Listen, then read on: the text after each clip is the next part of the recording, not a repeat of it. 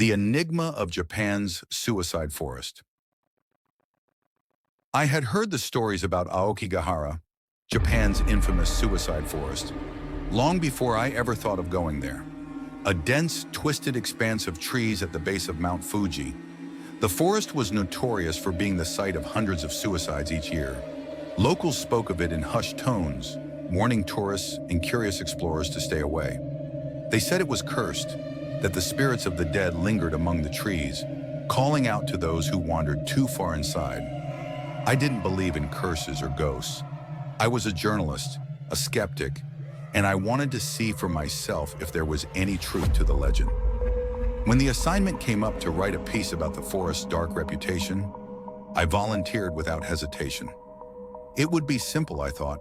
A few hours of hiking, interviews with locals, and then I'd head back to Tokyo. But as I stood at the entrance to Aokigahara, staring into the thick, twisted forest, doubt began to creep in.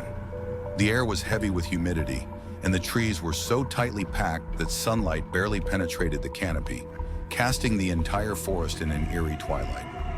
The quiet was unnerving. Not a single bird sang, and there was no wind to stir the leaves. It felt wrong, like the forest was holding its breath. I glanced at the sign posted near the entrance. It was written in both Japanese and English, urging anyone who entered the forest to reconsider their decision, to think of their family, their friends. Below it was the number for a suicide prevention hotline. It was a stark reminder of why this place was infamous. I stepped onto the trail, my boots crunching softly on the fallen leaves. The path wound through the trees, disappearing into the gloom, and I followed it, camera in hand, determined to document everything. The further I went, the more oppressive the silence became. It felt like the forest was swallowing me, cutting me off from the rest of the world. After about an hour, I stopped to take a few pictures of the twisted trees, their roots snaking across the ground like gnarled fingers. But something about the forest made me uneasy. It wasn't just the silence. It was the feeling that I was being watched. I kept glancing over my shoulder, half expecting to see someone, or something lurking just out of sight. And then I heard it, a faint rustling in the trees to my left, like someone, or something, moving through the underbrush. I froze, my heart pounding in my chest. I stared into the dense thicket, but all I could see were shadows and tangled branches. I called out, my voice shaky. "Hello? Is someone there?" No response, just the unsettling quiet. I forced myself to keep walking, telling myself it was just an animal, maybe a fox or a deer.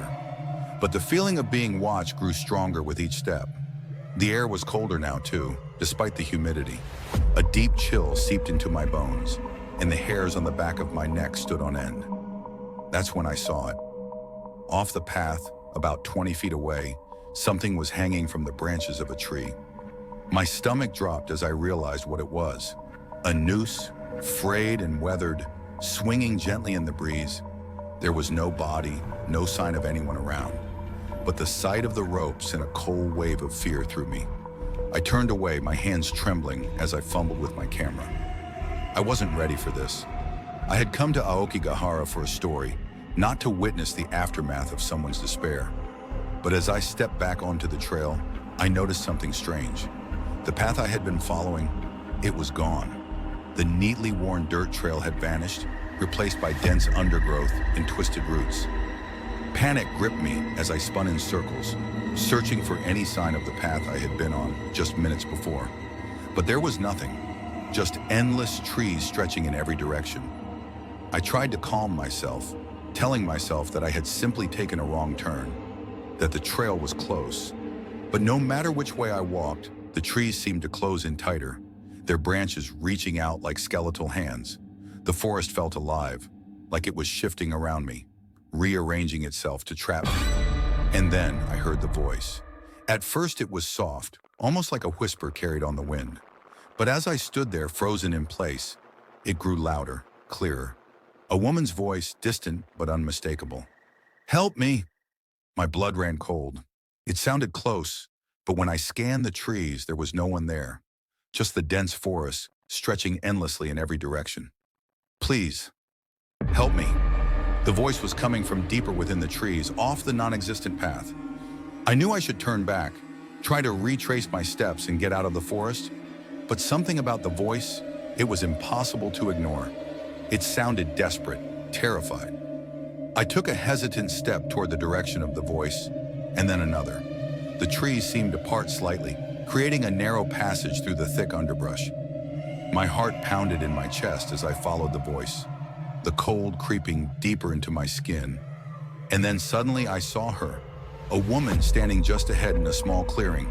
Her clothes were tattered, her hair long and matted, and her face was pale, too pale, her eyes dark and hollow. She stood motionless, staring at me, her mouth slightly open as if she was about to speak. I stopped in my tracks, a wave of dread washing over me. Something was terribly wrong.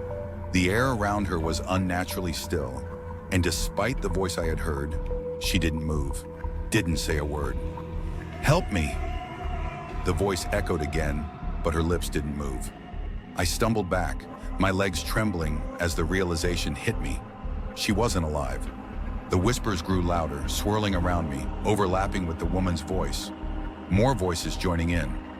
I turned and ran, crashing through the undergrowth, the forest closing in tighter around me.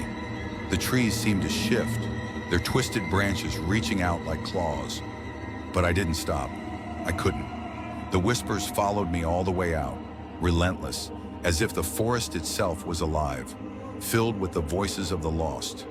When I finally broke through the trees and stumbled back to the forest's entrance, I collapsed to the ground, gasping for air. The oppressive weight of Aokigahara still lingered, the voices still echoing in my mind. I never went back to that forest, but I can still hear them, and I fear they'll never let me forget.